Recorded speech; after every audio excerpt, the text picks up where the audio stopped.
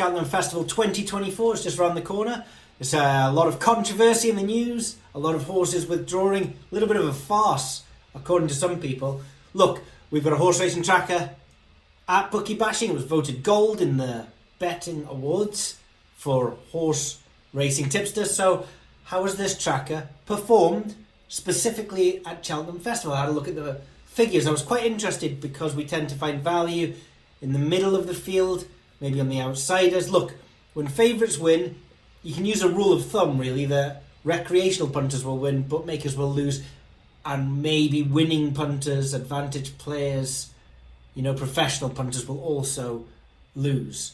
A series of favourites coming in is only good news really for price insensitive recreational punters. And there's been a lot of short price favourites winning Cheltenham in previous years, and there's a lot of short price favourites in this year's Cheltenham as well, certainly compared to the more competitive years back in the 2006, 2007, 2008.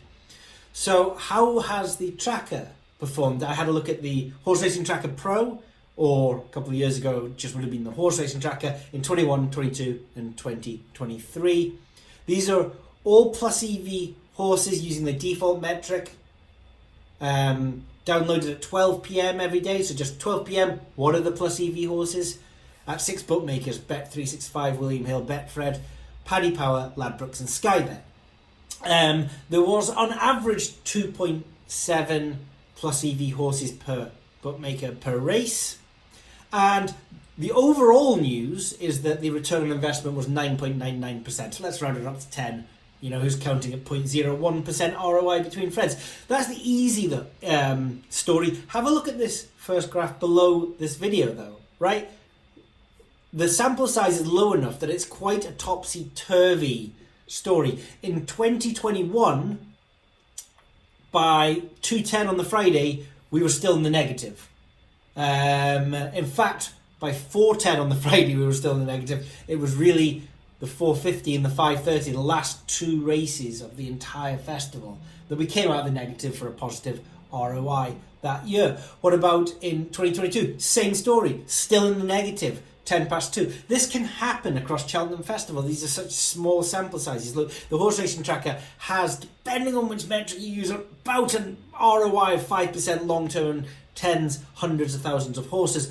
We're not looking at tens and hundreds of thousands of horses at Cheltenham. We're looking at about 150 plus EV horses per day across 6 different bookmakers, right? And some of those will be duplicated across those bookmakers. We're not looking at that big a sample size. It is possible to be in the negative on the Friday and still be a long-term positive expectation strategy. The ROI in 2023, slightly better. It was kind of positive from the off and stayed in the positive. So I had a look at a unit win staking strategy to win £200 on the win component of each horse. You would have made £1,086 in 2021, £1,200 in 2022, £2,400 in 2023. So more than covering the £125 subscription cost at bookiebashing.net if you're able to stake, £10 at 20 to 1. Sort of the lowest downswing of any of these was minus 1,170 quid. So a 2k bankroll would have been comfortable across all 3 years to see us through. Doesn't mean that couldn't be bust. It just means that it wouldn't have been bust in the last 3 years. Looking at the particular bookmakers, just in terms of return on investment, this is the graph underneath the first one. The second graph, Ladbrokes seem to have smashed it every single year. Sample size is slightly smaller. Ladbrokes, Paddy Power took a right hit. Anyone betting with Paddy Power and Betfair Sportsbook last year, down at beyond minus 20% ROI. Betfred, which includes a lot of the shop betting as well, seemed to fare okay. So it's interesting to see how much difference there is between the different bookmakers and the different terms that they offer.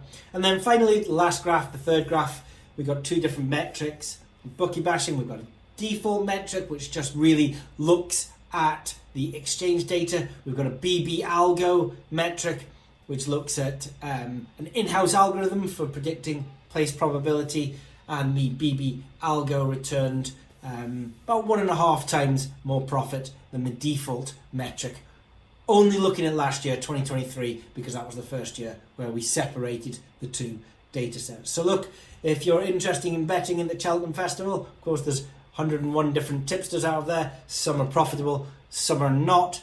At Bookie Bashing, we're independently proofed. We've won gold medal at the betting awards as voted for by members of the public. All of our results are transparent and on the site. Hundreds of members on the forum to chat to. And yeah, this blog below just gives a review of results in 21 to 23. Could this be a losing year? It could. That's how the sample sizes work on a festival such as Cheltenham.